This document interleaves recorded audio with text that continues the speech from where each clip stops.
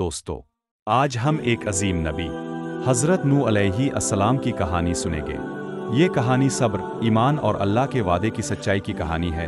اللہ تعالیٰ نے حضرت نوح علیہ السلام کو اپنی قوم کی طرف نبی بنا کر بھیجا۔ اپنے دن رات، خفیہ اور علانیہ، ہر طریقے سے لوگوں کو صرف ایک بات سمجھائی کہ اللہ کی عبادت کرو اور اس کے سوا کسی کو معبود نہ بناؤ۔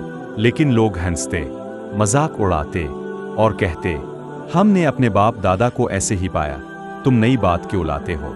نوح علیہ السلام نے 950 سال تک صبر کے ساتھ اللہ کا پیغام پہنچایا، مگر ایمان لانے والوں کی تعداد بہت کم رہی۔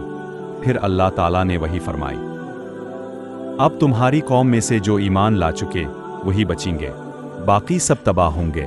تم کشتی بناؤ۔ نوح علیہ السلام نے ایک میدان میں کشتی بنانی شروع کی۔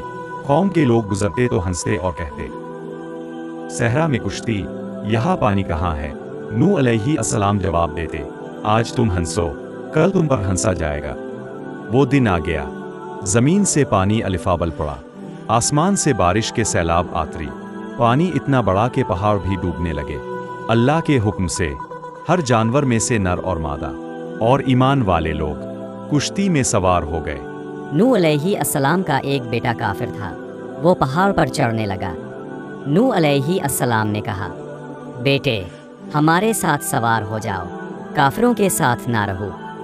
بیٹے نے کہا، میں پہاڑ پر پناہ لے لوں گا۔ نوح علیہ السلام نے فرمایا، آج کوئی اللہ کے حکم سے نہیں بچ سکتا۔ پھر ایک بڑی موج آئی اور اس نے اسے ڈھانپ لیا، وہ بھی ڈوب گیا۔ پانی کم ہوا اور کشتی جودی پہاڑ پر ٹھہر گئی۔ اللہ نے فرمایا، سلامتی اور برکت کے ساتھ آتر جاؤ۔ یہ کہانی ہمیں بتاتی ہے کہ ایمان ہی اصل پناہ ہے اور اللہ کا وعدہ کبھی جھوٹا نہیں ہوتا۔